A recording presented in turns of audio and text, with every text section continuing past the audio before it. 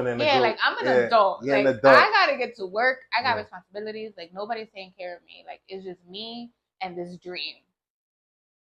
And so working and also trying to have fun and trying to have a social life and trying to balance things and dealing with my own traumas and my own thing. I didn't always perform how I was supposed to, but once I got to the science classes, I did well. Don't get me wrong. I did well, but I struggled in other.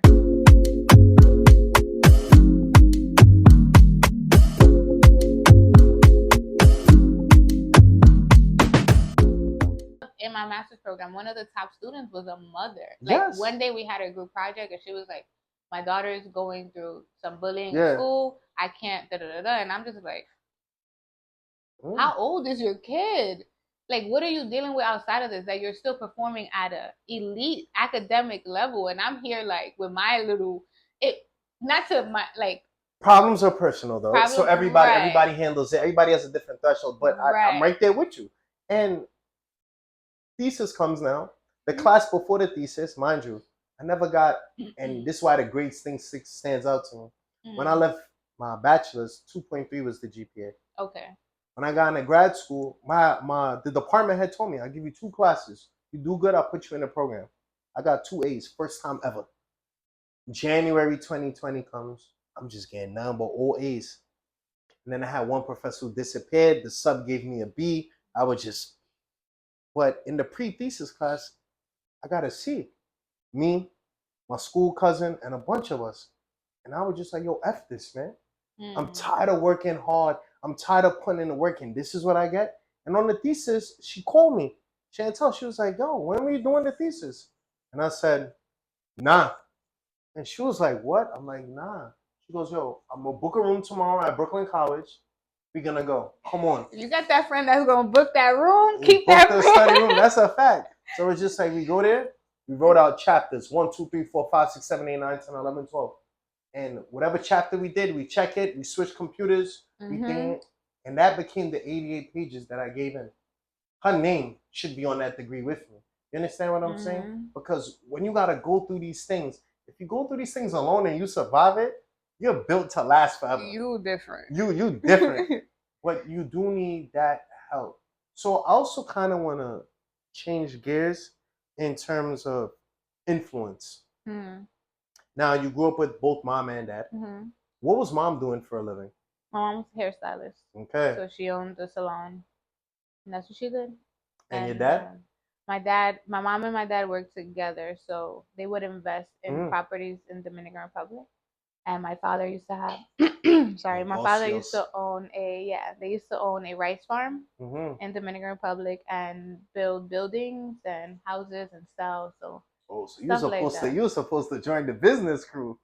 We were good for a while. They did well for themselves. I think when I was writing my personal statement for dental school, I was leaning a lot on the fact that my parents were immigrants. We didn't have anything, but then I had this shift in perspective where I was like, you know what?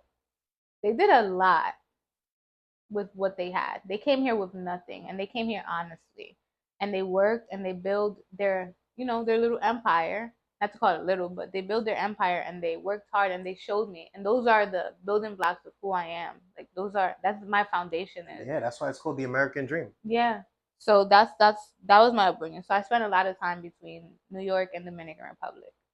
So the only reason why I mention that is because during the midst of your dental journey, you started a hair care business. And I know you had the oils, Yeah. And what was that like, being a young entrepreneur and having the oils and stuff? What was that like? So that started in Miami too. Broke college student, struggling with my hair. My mom always did my hair. I never went to a salon. I don't know anything about prices. I don't know anything about hair. And I always was so proud to stay away from that field. I'm like, that ain't got nothing to do with me. I've been around my whole life. So using things around the house, cinnamon, olive oil, whatever I had around the house, doing research, being in science, understanding chemically what goes on with hair, and having my mom who was always very holistic. You know, being from the Caribbean, That's a you fact. know, That's a fact. it's not like, oh, take this pill. It's like, okay, what's going on? I'll show you something I got in the Ziplocs, but yeah. Yeah, like, so pursuing that hair care line was never intended to be a business. I was just trying to solve a problem that I had. Wow. That was it. And that's usually how people become successful, when they provide something for people who, no, that's so crazy, because I remember being on Instagram and like you showed it, oh, natural, oh, such and such, and I'm just like, and that was so awkward for me, because I was like, yeah. I hate being, I know you're probably gonna be like, that don't make no sense. I hate being in front of the camera. But my life has pushed me in that direction, no matter what I did. I don't even like being on the phone a lot, you know. And here, I believe me, I'm right there with you. Yes. But it's like you start this brand. Now, I'll be honest with you. I see the brand. I know the person, but I see the brand. And you got all the ingredients, you know. And what was it? The name? Organically You. Yeah, Organically You. And I would never forget. I went directly to you, and I'm like, hey, you was like, send me the address. And all I remember was I get this thing, spelled my name right, God bless you. And there's like this little pouch. I open it, it all pops out. First thing I do is I open it and I smell it. And damn. I hate the smell. You hated it? I love that smell. Everyone loves it but me. I don't know why. That smell was like, and it was like hair crack too, because I've experienced that product two ways. I experienced that product with hair, and I experienced that product with the haircut. And I'm just like, yo, like, you know, I go get my little taper, put it in, brush it, do-rag, take it off, spinning. And I'm like, Organically You. But I would never forget. And you probably remember too. I was so pissed off. I woke up in the morning. I don't know if I was moving too fast, and I knocked it completely over. Oh, yeah. And I wrote shit. I'm like, yo, you got to send me like 2, because this is like crazy. But I really love those products. I really did. Like, I feel like it was top tier quality, and I didn't mind spending the money. But it's like, everything you've been through, you still had time to start a business. Like, how? And then after that business, you actually started a podcast, you know? And for those who don't know, I can finally reveal it. When I first started, obviously I had the idea, but this was the person that I went to literally for everything. The mics, the equipment, Adobe, everything. So I'm telling you guys, I am nowhere podcast-wise. And it adds on to like maturity without this person here to my left. I am nowhere. Because if I never reached out, let's say you didn't feel like answering, I would have not known where to start. Yeah. And it kind of goes back to the point of exposure. You know, you went through something, you didn't get any help. And the minute you got in a position to help people, and now I sit here 20-something episodes in, 50-something videos, and I can look at you in your face and I can tell you thank you. Thank you. Like, thank you so much. You know, it's a feeling, and it's like these bonds you have with people, you never just know. You know, from 2007 till now, you do your own thing, I do my own thing. We're aware, we know each other or whatever. But it's like in adulthood, look what you did for me.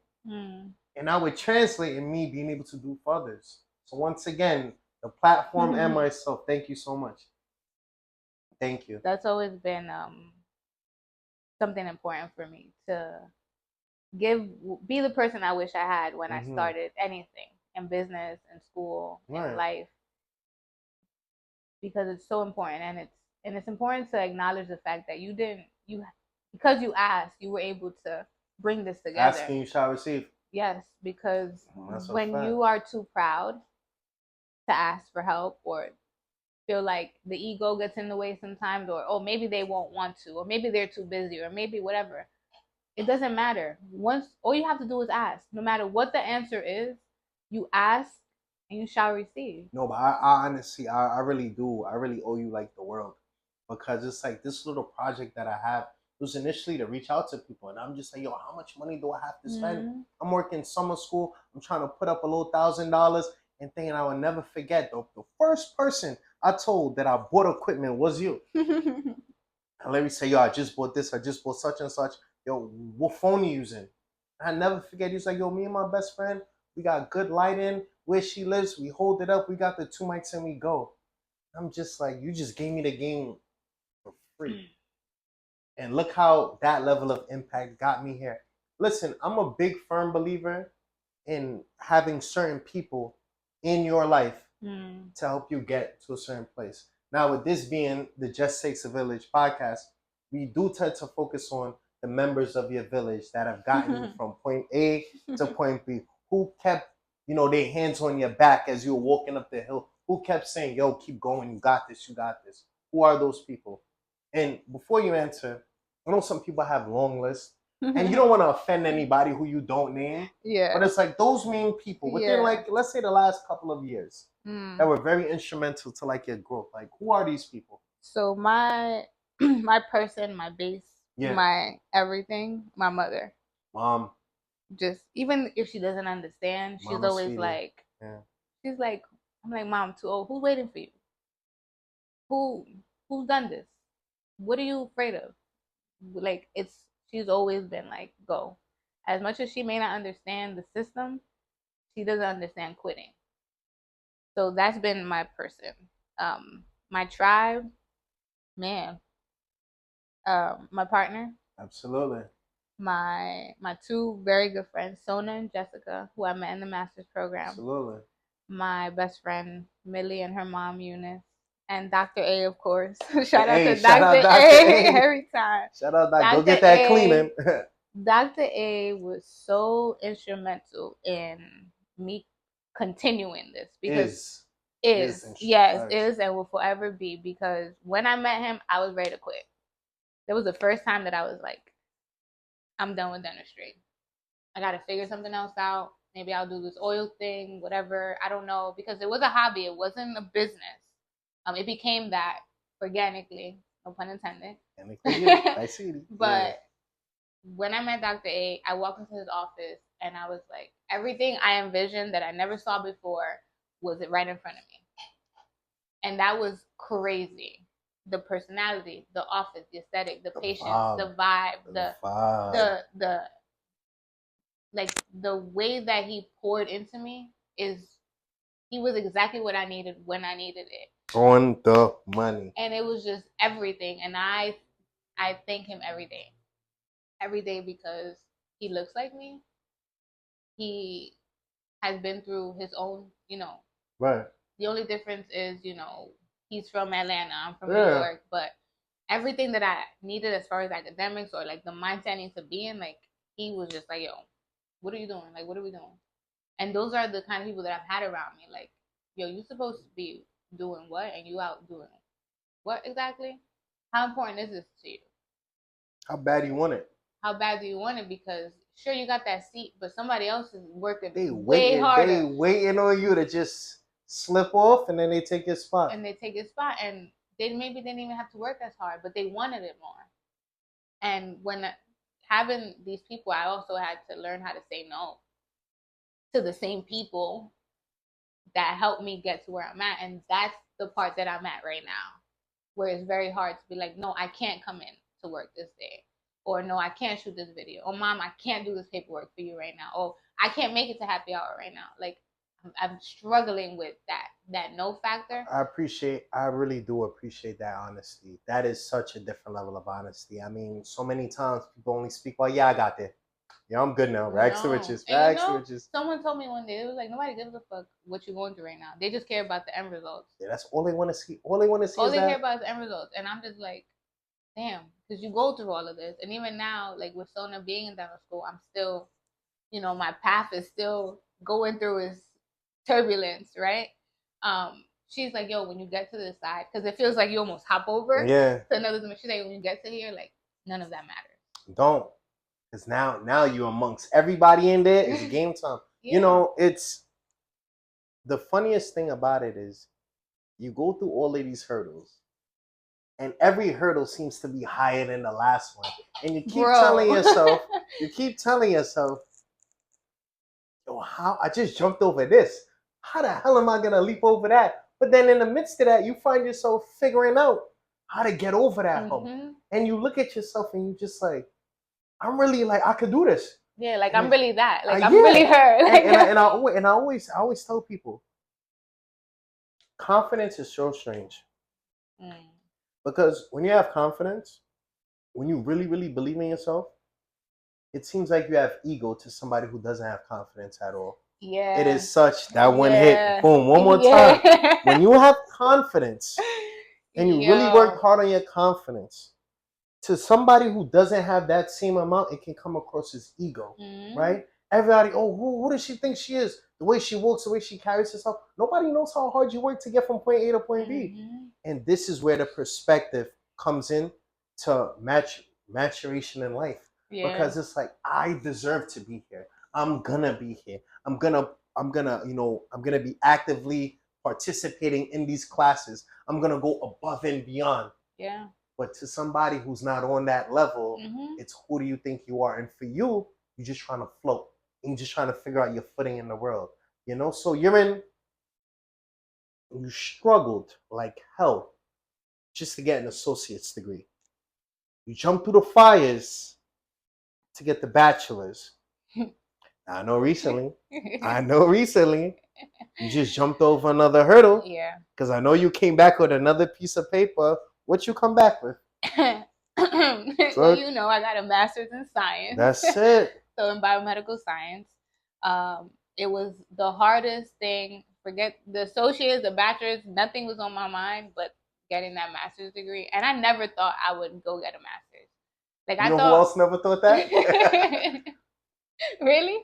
Of course. Oh my God. You know how I was in high school or whatever. But we was in the hallway. Yeah, always. But I tell you, like, sometimes you never see it for yourself. Yeah. Until you're literally in there. And it's like, that imposter syndrome. And it's so crazy. My associates is in liberal arts, just like yours. My bachelor's is in psychology. The grad school trip, it was a journey and a half. I did 3 years, 2019, 2022. So I understand. Yeah, I'm telling you, as you're speaking, from your words to my ears, it's like it's damn near scary how similar the experiences is academically. Because it's like to know that I wasn't the only one. Because sometimes you think you're alone. To know I wasn't the only one going through this pathway. We're both born 93. I'm 31. You understand? I don't know if you turned 30. I just turned 31. Yeah. So you understand. Sometimes you look at the biological clock. Well, I should be this age with this. And as a woman, it's so heavy. It's way different. So it's way different, right? It's so heavy because your ovaries are being watched. Everyone's like, when are you gonna have a kid? When are you getting married? It's like, bro, all of that took a backseat the day I decided to take this career on. And you hear all of that took a backseat, because whenever people have passion, everything else has to come secondary. You understand? Now, if you want that to be your life, so be it. But if you have a goal and you have a passion, everything else has to come secondary. I'm sorry. If this is what you're chasing, the relationships are different now. Yeah. It's dental school. That's what I'm saying. Like, learning to say no to the people that you feel like you owe so much to is so hard. Because they understand sometimes. But the no isn't malicious, though. It's not. Right. It's not. It's just like, yo, honestly, I can't. Because if I do the thing that you want me to do right now, later on, I'm going to come home and this is going to be heavier. Heavy. And you're going to feel like you're behind. And I will be behind. You will be. And I can't afford that. You can't. Because that offsets, man. Let me tell you. One day I went out and I had a paper to do. And I told myself, yo, just do the paper Thursday night. I ended up doing the paper Sunday morning. And that offset in my whole weekend. No, like, you're done. Yeah, it's just the paper's just on my mind. So and it's subpar now. Right. So now it's like you did all of that to get mediocre work, to get mediocre grades, to be mediocre. Like, is that what we're doing? Is that what we're striving for? Is that what we're struggling? If you want to take it back, is that why our parents came here? Right, but you know what's so strange? In the beginning, and I think we have this in common, the grades were what the grades were. I was like, thank God. Class. You get to grad school? Yeah. So you got less than an A? Yeah. And I'm like, look at me. Look at me with the 4.0 stretching across the button. And I'm like, yo, like, I feel studious.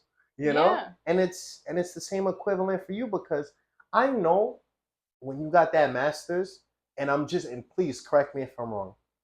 Once you were there and you stood up, they tell you, flip your tassel. I wasn't going to walk. Oh, but wait. I always feel as if in that moment when you flip that tassel, you kind of go back to the first day you started all of this. Yeah. And you're just like, yo, what? And it's just like, I did that. And then what's this I'm hearing? You didn't want to walk. Why? I didn't want to walk. I finished December, so they had the graduation May. And I felt like I moved on to the next thing. I was like, all right, yeah, I wanted a master's. I got the master's here. What do you want now? Just let me in. I appreciate the space. That's the point I was at. That's where my mind was. Like, what's next? I got to get to dental school. I don't care about graduate. I have nothing to celebrate. I haven't gotten in your head. In my head, I haven't gotten to where I'm going. So this was just something that y'all asked me for, like a pit stop. But yeah. Well, who convinced you to go? No one. Because so much time came between, I came back to New York. I've been back and forth from Miami, New York. And I was just like, I did that. Like, I sat there. I heard about that master's program 2 years before I even thought about going into a master's. And when I spoke to an advisor after I got my bachelor's to get into dental school, she was like, maybe you should consider a post-bac degree or a master's. And I called the school right away, and he was like, did you take a DAT? What do you have right now? I told him what I had. He was like, all right, cool. Sign up. You can start January. Everything happened like this. It was October. I called the school November. I moved back to Miami January 1st. And I met the best people. I learned so much. I elevated so much as a student because I didn't take academics as serious as I should have until I started that master's program. All my professors were doctors. I had a different respect level for them. Levels. Because they've been through it too. Especially when you know they're in the field. So now you're in a community of people that walk the same walk as you. So you respect it and you handle it differently. So when I got time to reflect, I came back and I got the degree in the mail, and I was just like, I just cried because I was like, you have a master's degree. No one in my family has a master's degree. No one. Heavy. No one. And I was like, a biomedical science master's. It's not like the plain degrees like education. No, but even that has its own. No, but I'm saying like the merit of it, because it's like, how many people do you know with biomedical degrees? Yeah. And it's like, remember, there were days when you were sitting in Poughkeepsie staring out the window. I was struggling to get an associate's. And just that alone, I was like, I felt that imposter syndrome went out the way. The confidence, that arrogance that people see from the outside is just like, no, bro. Like, I worked for this. You don't crawl through the mud. Yes, like, you did. This is mine. This is a paper, but this is so small to how big this actually is. I went from a 1.7 GPA at Fulton Montgomery to a 3.6. Sir. Who is she? I graduated with a 3.6. That's crazy. I said, who is she? Like, who is she? For real. Because I didn't have that confidence. I was just in it. It's hard to see what they say. It's hard to see the picture when you're in the frame. Stop rapping. But yeah. I was just in it. And I had times where I wanted to quit, and I was like, I hate this teacher. I hate this class. I hate this life. I hated everything. Hell, I hated some of my teachers. But what I hated more was the idea that if I give this up, it was all for nothing. You know what it is too, and I'm gonna say something really, really stupid. So to know Jesse is to know, and I don't have a problem with them. It just upsets me. Medical assistants, and I say it all the time. You know how they blow mine? they blow mine because I know they could do the work as a nurse. I know it. Mm. I know. And I love when they go, it's the same thing, but I don't want to. It's not. I don't want to. But it's like the responsibility level. You know? There were a time where people sought out the highest in their fields. Because not only for themselves, but as a community, as a culture, as representation, you know, as role models. And I feel like our people as a whole, we've settled. You shoot for like. And literally, I put out a reel. I put out this reel 2 days ago. And then the reel, it says, you know, I don't understand. How is it somebody could come from another country? They don't speak English. They drive Uber. They go to nursing school, become a nurse, become an FNP within the 4 or 5 years that they're here. And us who are here, all the accesses in the world to so many different things, we don't take it. You understand what I'm saying? And it's like, it goes back to you because you could stay as an assistant. Why the hell you want to be a dentist? What does being a dentist do for you? You can go to a dentist. You don't need to be a dentist. You could work. You could do all the overtime hours in the world. Why you want to be that? Why? What does that do for you? What does that mean for you? But that has nothing to do with my interpretation. It has everything to do with how you see it. And this is the beautiful thing about it. If you want to settle, settle. Settle. Be okay with it. Don't complain. Settle. If you don't want to build anything in life, that's fine. But when you got purpose and you got passion and you dedicated to something, the time never matters. Right. The only thing that matters is starting and finishing. So I'm studying now. I have to retake. Spoiler. I have to retake the DAT. Yeah. And I'm right now in the chapter of chemistry. It's thermodynamics, right? And it's the first law is energy cannot be created or destroyed. The law of conservation. Yeah. It just transfers into heat. Right. So there's another subsidiary, and it's called state function. So basically, it says that it doesn't matter how you get to where you're going. It just matters the destination. So the only thing that you take into account when you're measuring thermodynamics or that subsidiary section is that it doesn't matter the only thing that matters is your initial point and your final point. The way you got there does not matter. You're like a biomedical genius, boy. That shit is crazy. Don't gas me up. No, but that's it's so and I think about it now because now I have girls from all walks that write me all the time, even guys like students. Yes. I'm gonna say, and they're like, "Sweetie, I'm in high school. I don't know what to do. How do I? Oh, word here. This is what you need. Give the format. Right now. Hey, sweetie, I'm thinking about going to the master's. Like, what I wish I had. Whether if I'm assisting, I just started training assistants, and I pour everything that I have. Like my relationships with my patients is everything to me as an assistant. Yeah. And what I say this to bounce back off what you said of being a medical assistant or being a nurse or being front desk, like whatever you decide to do your best. Be the best assistant. Be the best medical assistant. If that's where you want to be the best at it. Like I hate going into an office and my experience sucks because you hate where you at. I don't want to be an assistant. That's not my end goal. But when I'm there, baby, we have a time. You got you. My patients love me. And you gotta push through. I love them. And whatever they come in with, fear, whatever it is, we work through those things. Right. I make sure that I provide what I want to experience when I go somewhere. So whether you don't feel like you could do school, because school is not for everybody. So sometimes I only have the capacity to do medical assisting. And that's fine. But do your best. Be the best part. Don't sit here and hate it and make me hate coming to this necessary thing like the doctor's office because you hate the fact that you're here. I give you a good example. I did a cleaning the other day.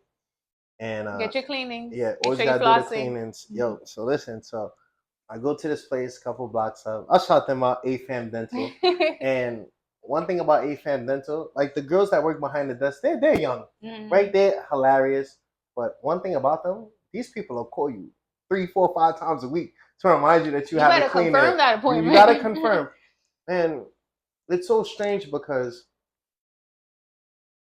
the lady who does my cleaning, the dentist? The dentist, right? I call her Dr. Red. A Ukrainian woman, bright red hair. Oh. And it's so strange. So I've been going there for some years now because they take my insurance. Thank God I'm a teacher. And the funniest thing is, one day I walked in, and a guy's gonna do the cleaning. And it's not that I was being that guy, but I'm just like, no. I'm like, where's the doctor with the red hair? He was like, why? I'm like, she's the one that does my cleaning. And he's looking at me. I'm like, she's the only one that does my cleaning. So I guess he felt the way, but then he called her.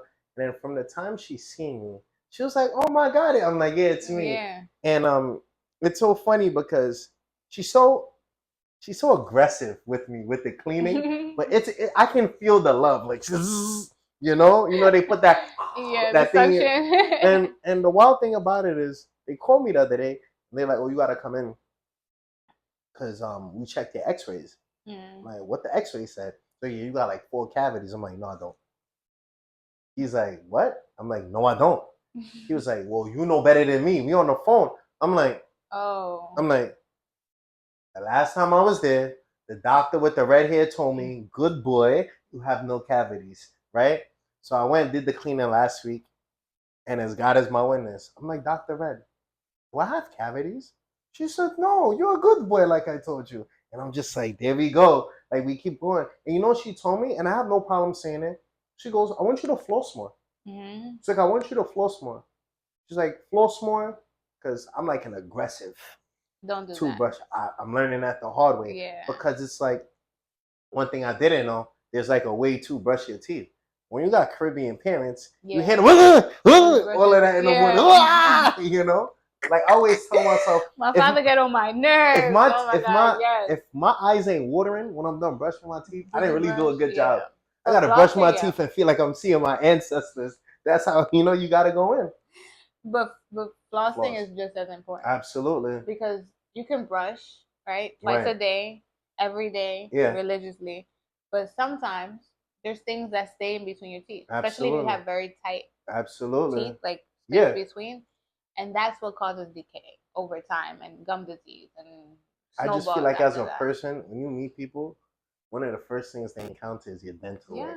It's your smile. You know, and I feel like, my mom, fortunate enough, I got braces when I was in middle school. Mm-hmm. By the time I was in 8th grade, it came off. I did the retainer thing. Mm-hmm. It broke in the shower. Never looked for it again. Who cares? But it's like that, and it's not like my teeth were messed up. I just had an overbite. Yeah. And that meant so much to me. Mm-hmm. Just being able to have that confidence and saying, I got good teeth. I'll be okay. But it's like now when you have something good, it's the art of like maintaining it. You got to maintain it. What are you doing? So like, obviously, just to ask for like the other viewers, what's your routine like? Because you're in the field, so I'm pretty sure like what toothbrushes to buy, what floss to use. It's really not that complicated. Okay. I think people want to make it a thing. Like, it is a thing, but you get a toothbrush. Like I love Oral-B. Yeah. Mediums they tell you soft. Use a soft toothbrush. Personally, I need medium. I floss, so. Are you using this floss? The string floss. I use a string floss. So don't use. You can, as long as you're flossing, love it. But what you can replace is the water pick does not replace flossing. You can use it in addition to flossing, but it doesn't replace the traditional floss. People floss, right? Floss, as Dr. A would say, floss is life. Flossing is so important. So electrical toothbrushes are always recommended. This is not paid or I gotta switch over. But IO, not soliciting anything. IO has a great Oral-B. They have a great electrical toothbrush that tells you if you're brushing too hard or if you're brushing, however you're brushing. If it's too short, if you need to brush longer, it will tell you it's Bluetooth powered. So those are all fancy gadgets that you can use. Personally, I like the old school regular toothbrush. Change your toothbrush. That's right. Change your toothbrush at least every 3 months. And don't be like those weird people who just apply the toothpaste and then start brushing their teeth. It's water, toothpaste, water, then brush. So you don't, and this is controversial, but. Oh, don't tell me. I feel like I know what you're about to tell me. It's not recommended to rinse after you brush. That's crazy. Because you want the floor. Think about it. It's like applying lotion and then putting water. You not letting the lotion do what it's supposed to be doing. Your toothpaste has fluoride and all these benefits that your teeth need to absorb. Now, if you rinse it out, that's just so strange because I'm not disagreeing, but for years, me too. I'm learning. You got the toothpaste. I'm learning as I go too. Yeah, it's like the big question: like, do you floss before or after you brush? Like, that's up to you. Just floss. Yeah.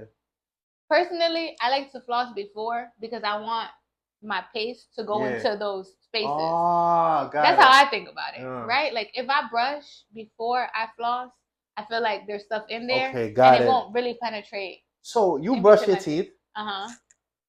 So you brush your teeth, right? So I'm saying you brush your teeth. What do you do with all of the toothpaste that's there? Do you just like you spit? I mean, you spit, and then you just kind of. What about the rest though? Because how much toothpaste are you using? I mean, honestly, I'm gonna be honest with you. Like, I look like a whole toothpaste monster when I'm brushing my teeth. I mean, you can rinse, right? They don't be so literal about it, but just leave a little something. Okay, got it. something in there. Like, I seen that on TikTok. That's all why. the way out. Yeah. Like someone take the whole world apart. Yeah. You know. But and if you have, you know, your mouthwashes and stuff like that, that's always good. Like I just found out, not maybe a couple years ago, I found out that Listerine. I'm not coming at the brand. I'm hearing that Listerine isn't the best, like what it once was, like when we were kids, because of branding. There's another brand. It has like an orange top. Yeah, I see that a lot. And it's not so rough. Because you know, with Listerine, when you just spit the Listerine out, you feel like all your gums and everything is like, yeah. I think it's all up to your preference. Yeah, absolutely. I don't think there's, you know, oh, it's better. Or maybe they have different ingredients now. You don't agree with it, but I think the goal is to have healthy hygiene. However your routine works for you. I stay away from trendy things like charcoal and oil pulls, like those things. That's not real? I'm all about holistic things. Right? I hear that oil pulling thing is real. Yeah, though. I hear it too. I haven't tried it personally. Scientifically, there's nothing that proves it. But again, being Caribbean, like I have that intersectionality sometimes where I'm just like, damn. Take a spoon. Do I go with the science, or do I go with the holistic that I was raised to understand and respect? So I just go with what works for you. Absolutely. Just make sure that your health is improving. It's not something that's like setting you back. Absolutely. So if you're allergic to coconut oil, don't oil pull coconut oil. If you're allergic to fluoride, or if you don't agree with fluoride because whatever beliefs you have, go with those beliefs. Absolutely. But make sure that you're still replacing it with something that still can keep you healthy. So those are the things. Like, as far as that, I just floss, brush, and I don't really do the rinse too much. I mean, maybe, but it's all your preference. Like, all your preference. So my last one for you. On a scale of 1 to 10, how proud are you of yourself and where you're at in life currently? Ooh. That's hard. That's hard to answer as a humble queen that I am. I'm learning to celebrate myself. So I am unapologetically proud of who I am, but I'm so excited to see the next chapter, who I become after. So what the next step is for me. What number then? Give a fair number. From 1 to 10? An honest number would be a 6 because there's still work to do. My Delulu self, a 10. A 10. But the part of me that's so hard on myself, the part of me that I trust to get me to where I'm going, is a 6. She's very hard. She's very harsh. Now, I must say, granted, I have a different level of appreciation for you, obviously, prior to the podcast, as you know. But I've developed in this little exchange that we had even more of a bigger appreciation, because I see so much of the things I went through, you went through, and I see so much of the level of focus. And I don't care what nobody says. It's way harder for a woman in the world than it is for a man. Y'all could argue with the gender people. Thank you for that. Y'all could argue with the gender people. That's y'all could deal with that in yourselves. Yeah.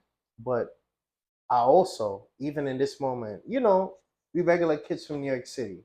So you know we go to bars. We're not regular, but we are kids from New York City. But you know when we go to bars, when we go to restaurants, we got little differences, right? If we want something calm, probably get a margarita. What do we usually drink when we're really celebrating success? Me? Yeah. Well, in general, champagne. And funny as you say it, congratulations. Congratulations on getting through so much in life.